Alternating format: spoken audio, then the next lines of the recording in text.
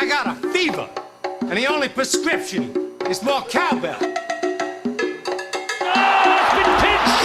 It has been pinched and it's the Rocket, isn't it? It's Jensen! It's scored! Hudson Huddersfield will surely be going to Wembley! It's going to go all the way! It's going in for the Giants! He's dissected with quick for a half-back. Is he going to go all the way? They've got the numbers out wide here of Huddersfield. They have got the man out wide. It's McGilvray for the corner, and McGilvray is in.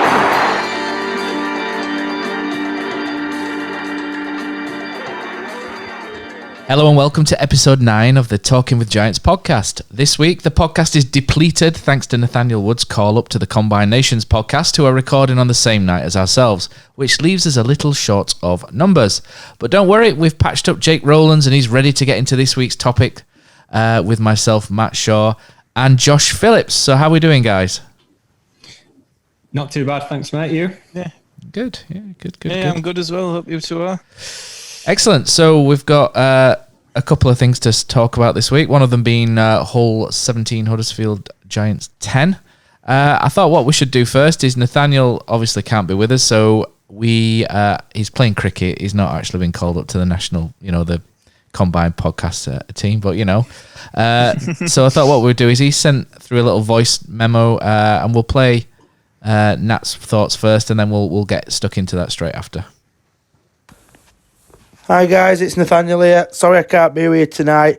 I'm sure Josh, Matt and Jake are looking after you and you're all enjoying Jake's ramblings about Friday night's defeat to Hull. Just a few thoughts from myself. First half I was quite impressed. I know we didn't like scoring, but the effort and commitment the boys showed were good. A lot better from the Salford and Wakefield defeats the 2 games previous to that. Good to see Darnell running back, Louis getting his first game of the season. So that was good. I thought Ollie Russ were very good for the first 20 minutes in the first half. Hull, they were very poor themselves, but we did what we did, and I just thought a very professional performance in the first half, which was pleasing to see. To say we did have quite a young side out. I know Hull had a young side too, and a few missing themselves, but look at what we had missing themselves and concentrate on us, and he wanted out of the greatest of selection teams. So happy with that. Unfortunately, I think the sin bin in the first 10 minutes of the second half killed us, especially when we lost Darnell to the injury. I thought we just never gained no momentum in that second half, and we always seemed on the back foot. And I think the one time we did look at getting on the front foot, Gaskell gave a penalty away, and then they broke downfield and scored. So I think as soon as we went behind, probably didn't like winning again, unfortunately, due to the last 15 minutes. I think we were a bit fatigued. We also had 5 or 6 lads who had been off the last 2 weeks due to COVID in the team and not trained much, and no cohesion in attack. So I think we unfortunately just be burnt out in the end, but fair play to the boys. They stuck with it for 80 minutes, and I think they deserve a lot of credit. I know a lot of people don't like the excuse of, we tried and the effort was good, I get that, but after what's going on at the club the last 2-3 weeks with COVID and international call-ups, so on, then I think we can be pleased with the effort and commitment. And before we all saw the whole team, no one expected much, so I don't feel that should change just because we saw the whole side myself. I thought, like I said earlier, I thought Ollie Russ was very good the first 20 minutes. Looked to control the game. I thought he struggled after the sin binning, but again, he was behind the beaten pack. I thought Hull forward stepped up. I thought man mouth for them were excellent. He ran hard all night on that left edge and caused problems. I thought Darnell was good on return. It's sad to see him go down, which reported Achilles injury, which I hope not. Unfortunately, if he does move on, I think that'll be the end of his Giants career, and it'd be sad to see him go like that. So hopefully that's not the case, but looking forward to the Catalan game on Thursday and the Castleford game the week after. I think if we can get the likes of Season, Kenny and Jerry back with Kenny Edwards and Luke Yates as rock in the middle as such, then, and the young lads keep living this energy they brought on Friday, then I think we should be able to give these next 2 games a good dig. Unfortunately, the optimistic in me, I'm starting to see the playoffs sliding away now, and that hurts because I thought we'd have a good chance of making the top 6 this year, but that's probably out of sight now. We probably just need to look at building some momentum, picking up a few wins, and I suppose if you win 2 or 3 in a row, you never know where you could be, especially if teams start not playing due to COVID and stuff like that. Looks like it's rife in Super League, so fingers crossed the boys can go out and get the job done. everyone who probably listens will probably know that I'm still confident we'll beat Catalan on Thursday. I reckon we can still put in a performance. So I'll back us to beat Catalan. I'm looking forward to being back down the stadium again and cheering on the boys. Hopefully Caesar's injury's not too bad. Hopefully Jerry and all that are okay as well from the Combined Nations. And well done to them boys for pulling off a win against England. They deserve a bit of credit themselves, so well done, lads. But that's it from me. Thanks for listening, and I hope everyone enjoys it. Thank you. There we go. That's what Nat had to say on the game. Let's get stuck in with you then, Jake. How did you see the game? Yeah, I mean, I'm not going to go too hard on them this week. I've had a lot of, I've come to the realisation we are actually a pretty poor side. No offence to anybody. People might think differently, but I've realised we generally are a poor team. We are where we are. Probably will lose 80% of his games. Last Friday was no different. I thought there were quite a few positives. I don't like celebrating defeats like a lot of Giants fans do, but there were a couple of positives. The effort were there, but the effort should be there every game, win or lose. So you shouldn't be praising effort for me, but the effort was there this week, which I don't think it quite was the previous 2 weeks. Louis Senior did make a couple of errors. He looked a bit nervous under the high ball, but he was big. He were our biggest meter maker. Thought he ran really hard in his carries. He looked to have bulked up quite a bit. Thought Sam Hewitt played really well when he came on. A bit disappointing, like Sir Jack Ashworth, Joe Greenwood. I just thought they were really poor. James Gavey again. I just think them three aren't really up to task. Ashworth in particular, he had a chance to stake a claim for a spot this week. He's not played for quite a while. He just don't look up to the task at all. So that was the most disappointing. It's just, you could just see what's coming really. We're 8-0 up. They went to 10-0. And then, we got the sin bin. And you just know what's going to happen with Giants. That sin binning ultimately has cost us game because we just lost us way completely. If it had been another way around, would we have taken advantage of that? Probably not, because we never seem to do. And I just think that's the difference between a poor side and a half decent side, which does suggest we are a pretty poor team, really. Like Nat said, I think playoffs are completely gone now. He said it doesn't. Probably are gone, but I'm telling you now they are gone. I don't think this side's capable of making the playoffs. I think we'll probably finish second bottom or third bottom of the league this year. But for me now, it's about building for next year. So I'd like to see the likes of like Louis Senior, Sam Hewitt, etc. stay in the side going forward. I don't see point now, putting like Leroy Cudjoe on the wing if he's potentially retiring or moving on at the end of this year. I want to see them lads develop, and because they're the future of the club, and they're what's going to get us better results going forward in next couple of years. Anything to counter that, Josh? I think it's a very well-reasoned assessment from both Jake and Nathaniel, as always. There's a couple of things I'd like to pick up on. The sin bin. Okay, so first of all, does anyone know what it was for? Because I've not watched it back, and I didn't have a clue what it was for at the time. Do either of you guys know? No, I still don't have a clue. No. Anyway, so he got sent off, Ollie Russell, just before half-time, and Hull didn't score their first try until the 49th minute. So I think the narrative that the sin bin lost us the game, I don't think it's quite accurate. All right, it does take a lot out of you energy-wise defending for 10 minutes with a man less, but we actually only conceded one try in that period. But the effort was there. You can't doubt that. However, I still think we wilted a bit between minutes 49 and 62 when they scored the 3 tries. We just... You can have the effort and still wilt at the same time. I think that's what happened. Do you agree with celebrating effort on a weekly basis? No. But the effort should be there no matter what. And I don't doubt the players are going out there to try. I'm never questioning that. But there's a difference, isn't there, between putting in the effort and, really putting in the effort. I don't know how to describe that, but there is a difference. Yeah. I think we did see that extra effort in this game, whereas the week before, it wasn't there. I'm not saying the players didn't try against Salford, because I'm sure they tried, but as I say, there's that gap, isn't there, between putting it all out there and just going through the motions, sort of thing. Yeah, there's a difference between trying and being desperate to win. Yeah, that's it. The desperation, the intensity, I think. Yeah. And I think we played with a really good intensity in the first half. And to be honest, we should have gone in more than 10-0 up at half time. I felt we were dominant in that game. And that's the other thing I want to pick up on what Nathaniel said about the players missing for Hull didn't change his expectations going into that game. For me, they changed massively because you take out Jake Connor, Chris Satte. Who's the other one?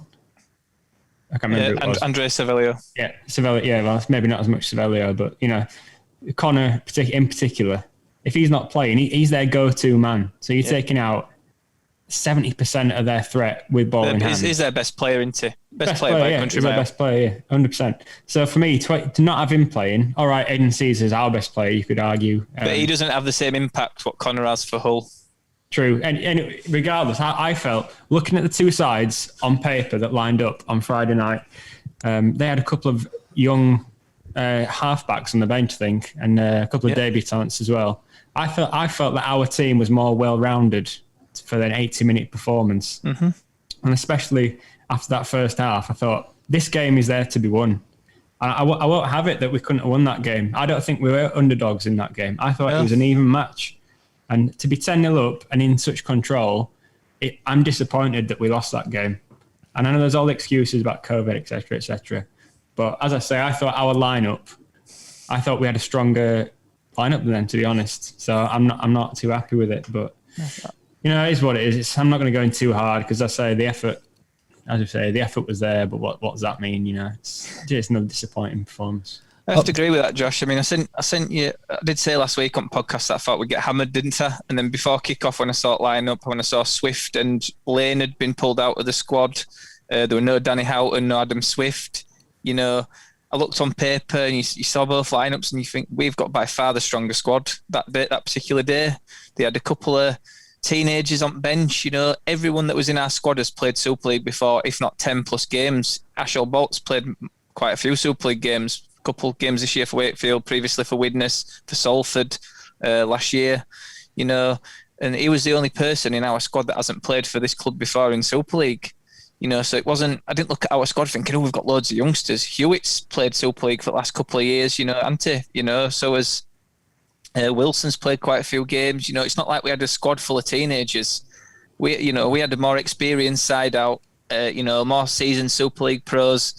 And I did expect us to win that game before kick-off, looking at the sides. If you look at Hull side, they've got Connor Wynn, fullback, very inexperienced. Yep. Jack Logan in the centres, just come back from Batley. Yep. I'm not going to try and pronounce Mitali Vulikipiani. Easy for me to say. Anyway, he had a great game, by the way. He did. He did. He's very inexperienced. And then you've got on the bench Ben McNamara, to have a half on the bench.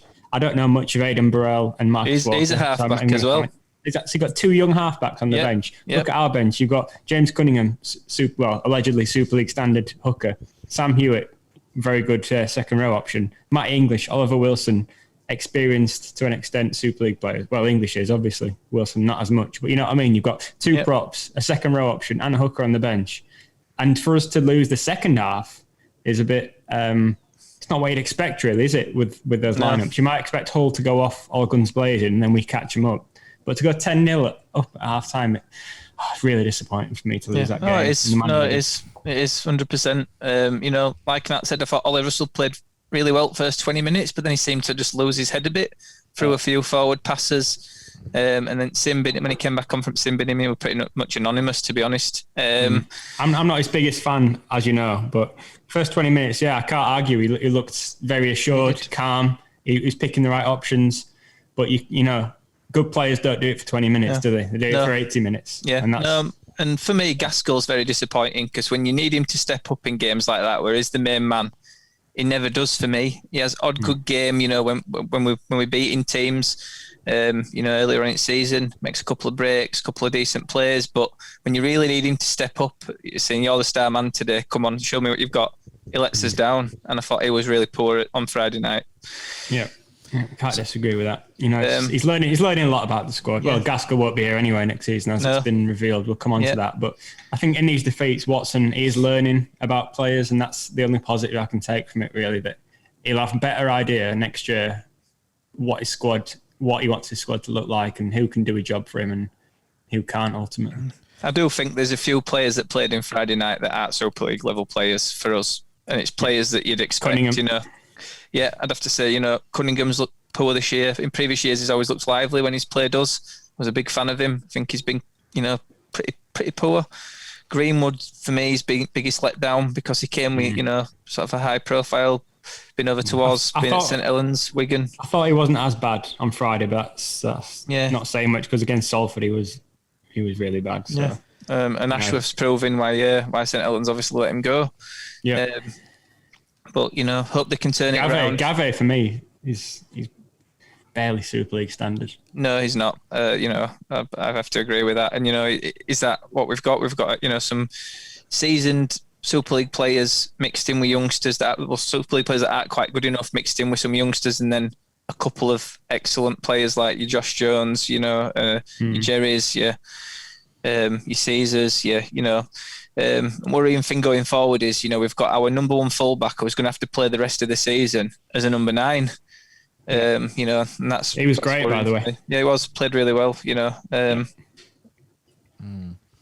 One thing I mentioned, Josh, at the weekend was whenever I watch Huddersfield Giants, which is always obviously for the podcast, but when we watch and when we lose, one thing that seems really sort of pertinent to me is that when we're up against the pump, or we're losing the wrestle, that mentally a lot of the players just seem to wilt under the pressure a bit, and I thought maybe Watson was changing that a little bit at the start of the season, and maybe that's down to having his first 13 available, etc. at the start. But it seems to be when we lose a player on the field of play and we have to restructure, or when we're or when the other team get on top of us, we really sort of not give up, but we're really easy to roll over, and when the other team gets in a roll, really easy to sort of roll against, if you like, and for me there's definitely a mental issue within that squad. I 100% believe that that some of those players either are technically decent and mentally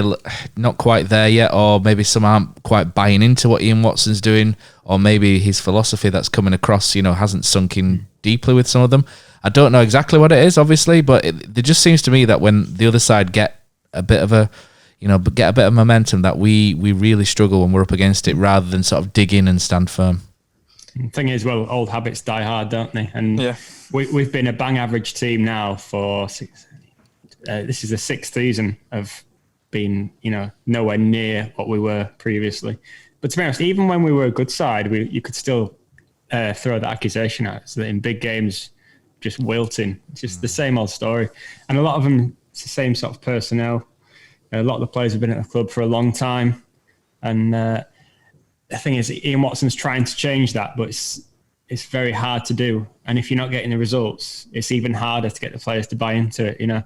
If we were a bit higher at the table, then maybe Friday night's a different story. But when you're on the run that we are, and losing's becoming such a habit, things like that just keep happening, don't they? And it's whenever a team gets us in, they call it the washing machine, don't they? Where you just, they go score a try and then they're rinsing through the sets. You're giving penalties away. You can't get in control defensively. You're losing the ruck. You're not making your 10 metres back. 6 again, etc., etc.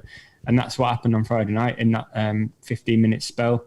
And we can't find a way to work our way out of that, really. And so what you're saying is we need a fabric softener. Is that what you're saying in the middle of the park? Exactly. Yeah. We need a fabric softener. I think it's going to take time, isn't it? I think there's a really bad culture at the club personally, and that includes the fans. I mean, I get a lot of stick for being quite negative, but we have a lot of fans that just love throwing excuses out. Every week we lose is an excuse. It's like, on Friday, because we've got 5 out of combined nations, but you've got to look at it both ways. So did Hull. When we beat Leeds earlier in the season, Leeds were depleted. I've never seen a Leeds side as depleted as they were. We only just scraped a result. We had pretty much a full strength 17 out there.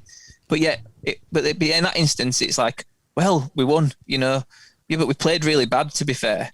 But, you know, and if we have that attitude of, well, we won, so we've got to celebrate. Yeah, we did win. Good. Yeah, good to have the 2 points, but we're still really poor and we needed to improve going forward from that game. Oh, you can only beat what's in front. That result looks different now, doesn't it? Because at the time, it was like, we've had a tricky start to the season. Winning a game like this, and you know, ugly by a point, it might be what we need to turn things around. And then the week after, we backed it up by beating Warrington. Yep. So at that time, I was thinking, well, that Leeds result, you know, it could be pretty good come the end of the season. But you look at it now, and it takes on a different perspective, doesn't it? Because it's another game where we've not performed well. Yep. And okay, we got the win, but it was not a good performance, as I said. And to be honest, there's only the first half of the Warrington game is the only part of the season where we've played well, in my opinion. Can you think? Yeah, of any apart from Lee's second half, but you expect that. You know, Lee getting hammered week on week, aren't they? Pretty much, apart from running a couple of teams close. But I have to agree, and you know, you can turn around to most of our fans and say that first half of the Warrington game was the blip in this season. You know, who's to say Warrington were just woeful? You know, and allowed us to play like that, because the rest of the season we have been really poor. And what's worrying for me is, you know, we didn't mention it last time, but our first home game back in a year and a half, the players got booed off the field against Salford. That's got to be alarming for Ken Davey and Richard Fulis, because, you know, you don't expect that after, you know, fans have been so eager to get back to the stadium for that long, booing the side off the field. The brand of rugby we're playing is absolutely diabolical. You know, it's one-man rugby that don't really suit us, and I can't see how it's going to change the rest of this year. And I can just see crowds the rest of the year just getting less and less. Next week, we're going to have a terrible crowd. Well, this was Thursday, against Catalan. I bet there's less than 1,500 there, if not less than that. You know, because it doesn't excite you. I mean, I'm not eager to go this week, because you don't come away thinking, oh, that were a good, even in defeat, that were a good game. That were rubbish, you know, and I just can't see that changing at the moment. Well, that brand of rugby relies on getting results, doesn't it? If you're winning, it's funny, isn't it? Because in football, I tend to favour like the purist side of it. So I like teams to play out from the back, and if teams that I'm watching. I'm not saying I'm a manager. Hipster. Yeah, exactly. But in rugby, I think you can get away a bit more with one man, what you class as boring rugby, if you're getting results. Yeah. Because rugby's a game where you have to attack anyway. So it's not like football, you can just, park the bus, as it were. Rugby, when you've got the ball, you've got to go forward at some point. And it can be boring a little bit, but if you're getting results, you're going to score tries, which are obviously exciting. And getting the wins in dramatic fashion, that's obviously positive too. But if you're not getting the results and you're playing this brand of rugby, then that's another stick to hit the club with, isn't it? Or hit Ian Watson with. I mean, look, we've scored 4 tries in 3 games. Yeah. That's how bad Which is all right. It's if you're conceding 1 or 2 tries in those games. Yeah, but look at the sides we've faced. Salford, Wakefield, and Hull, a really depleted Hull. You know, it's Salford have got 30 odd points put on them again this week. You know, after only conceding 8 against us last week. You know, it's just make you wonder. As attack is absolutely dreadful. I mean, losing to Salford and Wakefield, you've got to say, where's the wins coming from? Yeah, that's the worry for me. Cheers up, Josh. Throw in some stats for us, will you? All right, I'll cheer Jake up because he'll love this. So, Mr. Lewis Senior, he tops the meters, 200 meters, and the most carries 16, and the most average gain 12.5. So, I was a bit critical of him on Friday night under the high ball. I just thought he looked very scratchy. He's not played for a while, though, has he? To be fair, he hasn't played for a while, but didn't look good. His attempt, but you can't argue with the stats in terms of meters. And to be fair, when the play breaks up, he's one of our only players that looks like he could go the length of the field. In fact, he's probably the only player who looks like he could do that. So it's good to have a bit of pace in the team.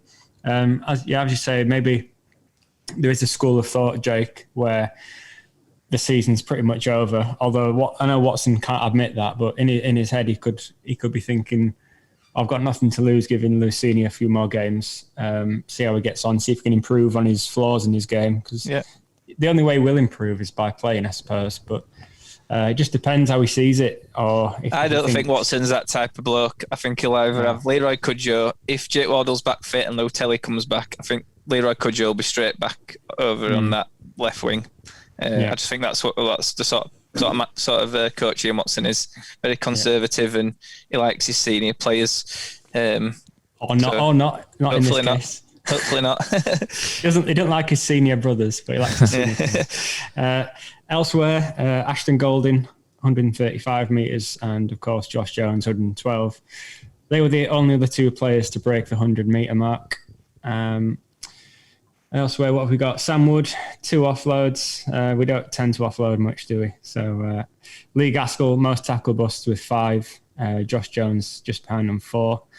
And then in defence, Joe Greenwood made the most tackles with 47, which is pretty low in comparison to the top tacklers that we've had throughout this season. You know, Luke Yates has been above 70 a few times. Michael Lawrence, many times over his career, has topped 80, 90. So 47 most tackles is quite low for your top tackler, but, credit to Greenwood. He also made the most marker tackles with 10. So you got to give him credit where it's due. He's definitely put in a shift defensively on Friday. And Leroy Kudjoe was the only player who made at least 20 tackles to have 100% tackle success. So there's your individual stats. Just a couple on the team stats. So it's pretty similar, to be honest. There's not much between the teams. Very similar number of tackles, marker tackles, and tackle success. We gave away 10 penalties to Hull 7. So discipline cost us a bit there.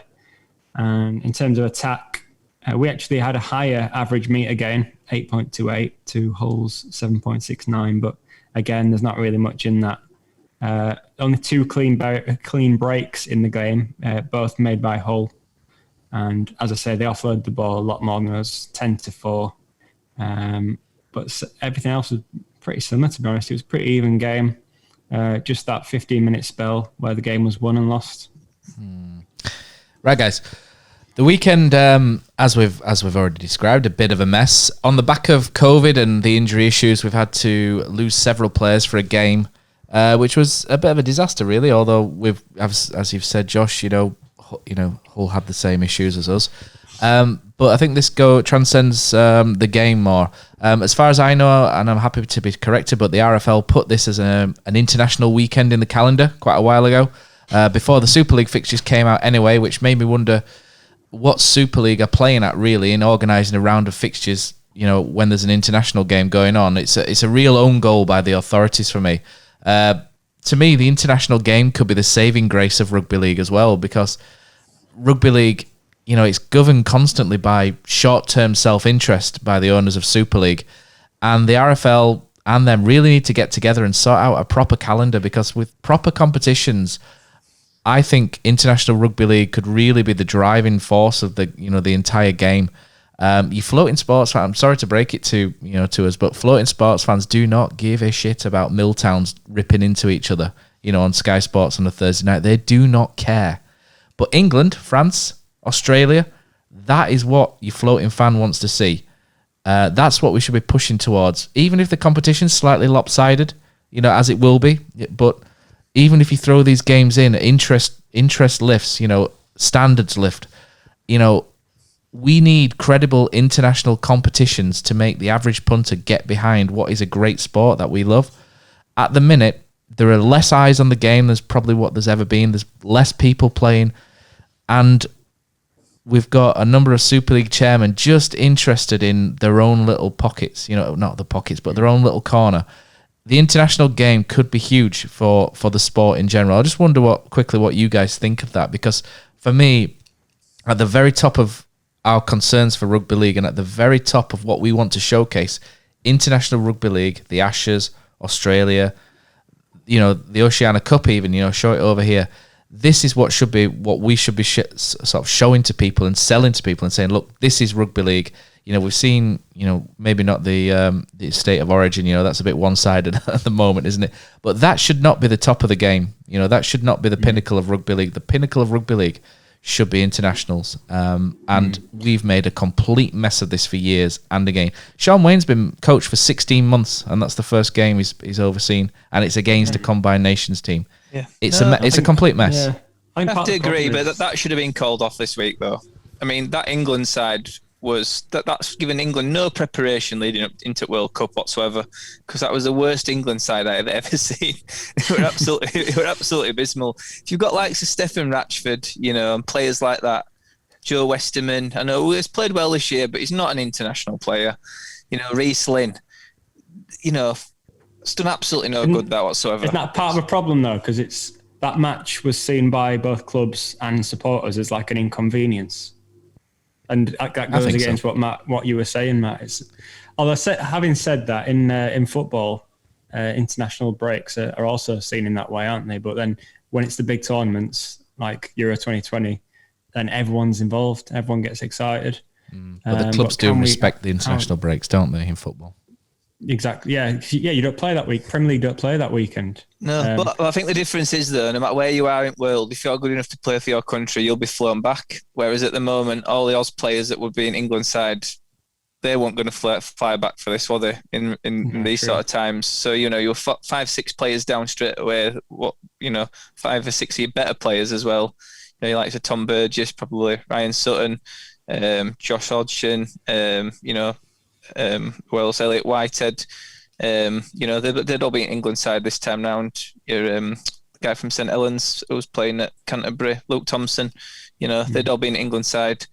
And them players aren't really standouts in NRL at the moment. So it just suggests to me that, the sort of side that England are going to be putting out against Australia and New Zealand this time, and I think it will be nothing but an absolute hammering in that World Cup. If half of the players about not coming as well, aren't they? That's it, isn't it? How many games as a fan, as a neutral, would you want to see at a World Cup? Because for me, there's only 3, possibly 4 teams that we're interested in watching, if we're being honest. And 3 of them are in the Southern Hemisphere, and they all play each other in the NRL each week. Exactly. So we're more interested in, aren't we, really, as fans of rugby league, seeing the hemispheres go head to head. But I suppose for a more global audience, the World Cup is attractive, but maybe a lot of games will be blowouts, so that's my only concern. I think problem is as well, England have lost them star players now that won't be representing, like your James Grahams, who are massive over there, Sam Burgess. We don't have that sort of player now in England squad. Would you agree with that? We don't really have a star. John Bateman was, but I don't think he quite has the same impact in. Sam Burgess is only a star because he played rugby union and played NRL. If he didn't play either of those, no one would know who he was. In my opinion, if he played Super League his whole career. So, no, exactly. But you like John Bateman went over there, but he still don't He's not famous. No, it's not as famous as Burgess, and he won't pull in the same amount of people. Neutral fans. If you say to an odd person on the street, do you know Sam Burgess? Says, yeah, I do. Do you know who John Bateman is? No, I don't have a clue. Depends where you ask, doesn't it? Yeah. If you ask down here, down near London, they'll know Sam Burgess. They won't know John Bateman. But I suppose Sam Burgess is a bit of a one-off, isn't he? Yeah, but I wasn't really impressed with Bateman. I think since he's come back to Super League, I don't think he's quite been at the races this year. No. I don't think it's been particularly great for Wigan. So no, I don't know why you'd come back if you're in primary career. I'd stay out there. His daughter wanted it, so you can't blame him for coming back to his family. Family. That's fair enough. Yeah. Anyway, guys, we'll move it on from there. Move on. The injuries. One more thing on that. Well, mate. Do we think the Aussies are really bothered about playing in the World Cup? No, I'm not sure they'll come, to be honest. No, I don't think they will. I think they'll push him for it over there, aren't they? They've said that they'll host it, I think. They know they've got our number. It'll just be, they aren't worried. They aren't worried about us. That New South Wales team, which is pretty much the Australian team, imagine what they'd have done to that England team on Friday night. Oh, it'd be bad. It'd have been bad. But it'd be like St Helens playing a championship, lower end championship side. That's the difference in standard, Yeah, it's pointless. Yeah. Jake, tell us about the injuries that the mounting up, and obviously we'd want to send our best wishes to Darnell as well, who's injured his Achilles. Obviously, Darnell looks to done his Achilles tendon. That probably means his Giants' career's over. So good luck to Darnell, because it seems certain that he's off to Hull if he doesn't put on the Giants shirt again. Been a really good player for us. Disappointed to see him go. Adam O'Brien done for the season. Big one for us, that, because he's our best hooker by a country mile. He then got Joe Wardle, that's going to be out for majority of the season, I believe, but it's pretty much him done for the season as well, if what he is correct. Bruno's obviously got to go in for some surgery. I don't know what he's done. I didn't realise he were even injured after that Salford game. So it looks like he's going to be out for an extended period as well. And then we've still got likes of Chester Butler on sidelines that nobody even hears anything of anymore. He's been at the club 2.5 years now, I think, or something like that. And I think he came on not last year before against Catalans for about 20 minutes. 20 seconds, wasn't it? 20 seconds, something like that. We don't even hear what the issue is. I know he had surgery on his hip a while ago, but should be well over that by now. You've got John Luke Kirby still think he's out for the season still, but I did notice he played a game for Dewsbury a while back, but then hasn't played since, so don't know what's quite going on there. Then you've got also the COVID hitting, players get unfit. Just how fit are they? It's not looking good for us really, but this is where we've got to stop the excuses, and we've got a big enough squad to still put a decent squad out. And we can't be making those excuses anymore. Other teams are going through exactly the same as we are. Every team's suffering. Wigan are suffering massively with injuries. Bevan French out for the season. Ardaker's out for a few weeks. Bateman's injured following Combined Nations game. Every squad's got injuries. So, it's not an excuse for me now. We've got to roll our sleeves up and dig in.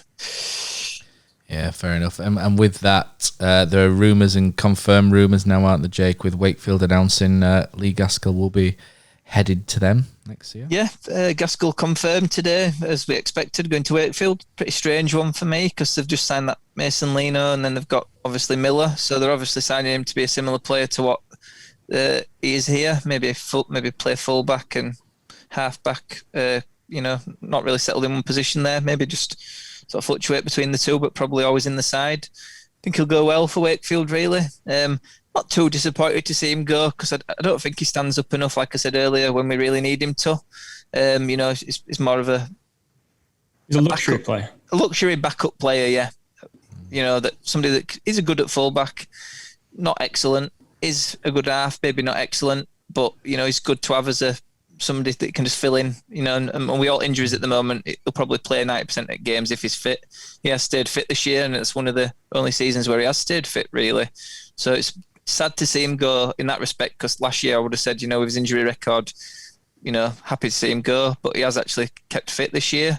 So, I don't know how I feel about it, really. It's just one of them, isn't it? There'll be a lot of disappointed fans, and I can see why, but I personally don't think is what we need going forward. No, I'd go with that, yeah, to be honest. He's had some good games for us, and he's always a threat near the opposition line. Well, normally anyway.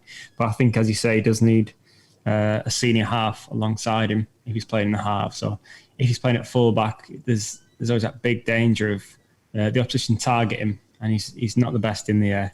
So we know what to do next time we play Wakefield. But no doubt he'll have a sensational game against us, though. Going for a hat-trick or something like that. No, but good luck to him. Good luck to him, but this is exactly that. Like I was saying with Louis Senior earlier, Gaskell's had many games this year at full-back where he's looked really dodgy under eyeball. He's 30 now, looked terrified, against St Helens a couple of times and cost us a couple of tries. So I think that's why we've got to persevere with Louis. He's 21, just gone 21 as well. Still a really young lad. And he's only going to improve. So I suppose Gaskell had the excuse of filling in at fullback, and you think he's more of a halfback. But I suppose if he's going to Wakefield, as you said, the chances are he will be a regular fullback. So that would be something he's got to work on. Yeah. So as we look forward now to Catalans have made a good start this year. What are we looking at then? What are we looking in terms of team selection, maybe a score prediction as well, and maybe, Jake, lead us into, your team selection and maybe the reason for it and the aim going forward now as well? Yeah, I think depends who's injured really from that Combined Nations game. I know Jerry had a bit of an issue towards the end, didn't he? Caesar looked like he were injured. Kenny, Luke Yates and Lou Telly come straight back in. Don't know what's up with Jake Wardle. I'm hoping, we did name him, so I'm hoping that it was just a little niggle and he might be okay for this week. If so, he's straight back on the right.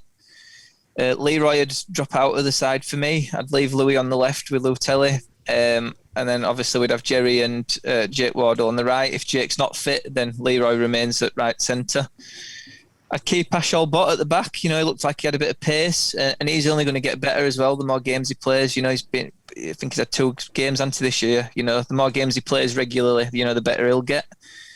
Golding's going to have to stay at 9 now. We've got no option but to play him there, unless we did move Golding back, to full back and give one at Young Hookers a try from Academy, George Roby or Kieran Rush. But I can't see Watson doing that just yet. Like I said, Yates comes back in at prop. Gavitt's going to have to stay in, even though I don't think he's particularly good enough, but we've not got anyone else to play there at the moment. Then, you've got your second row, probably going to be Kenny Edwards, Joe Greenwood with Josh Jones at loose. Then you've got Cunningham on bench for me, Ollie Wilson. Matt English will have to miss out because he failed his HIA. Sam Hewitt, and I'd probably put Sam Wood in there as a bit of a utility. Can play second row centre if we pick up injuries. That's the team I'd go with this week. Can't see us winning regardless who plays. The one out rugby ain't going to work against Catalans. The forwards are too big.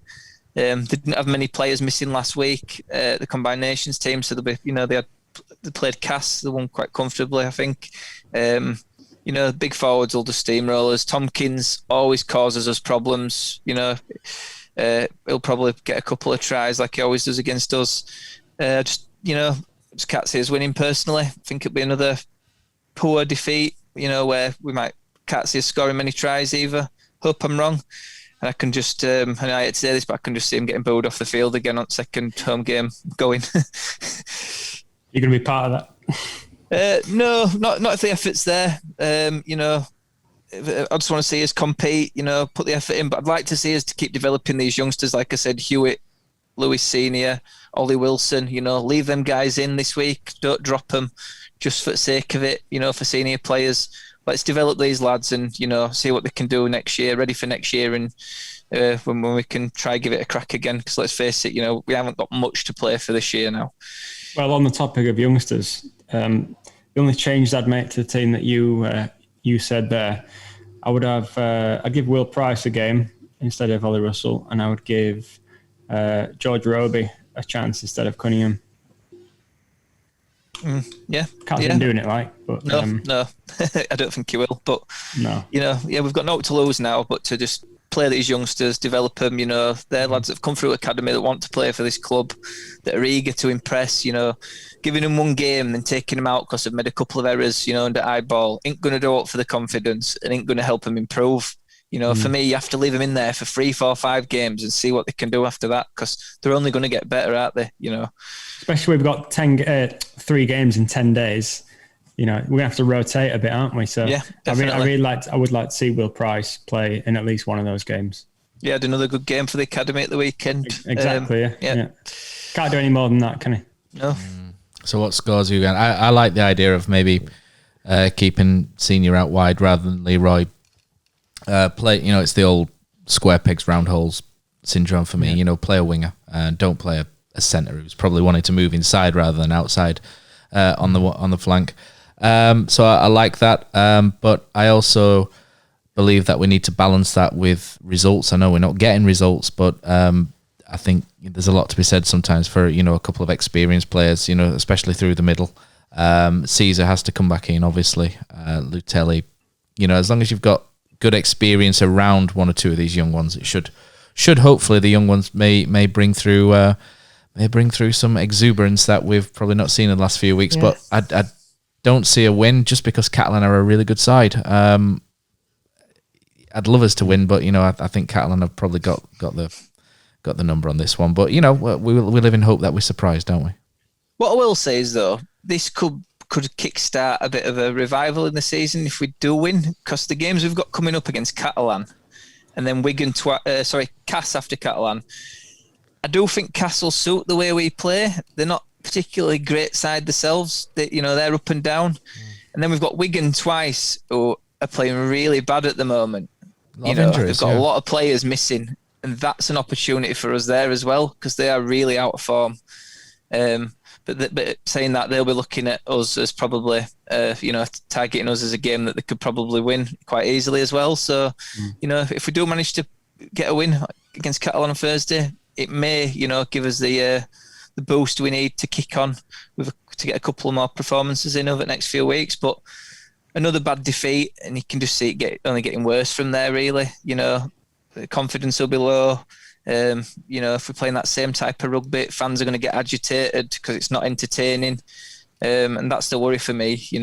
Fans turning up to home games, really low scoring games, where we're conceding a few tries but not really looking like we're going to score ourselves. Odd try here and there. It's not what people want to turn up on a Thursday night to see. They want to see us, if we're going to go down, at least go down fighting and throwing the ball out wide, trying to, show a bit of urgency.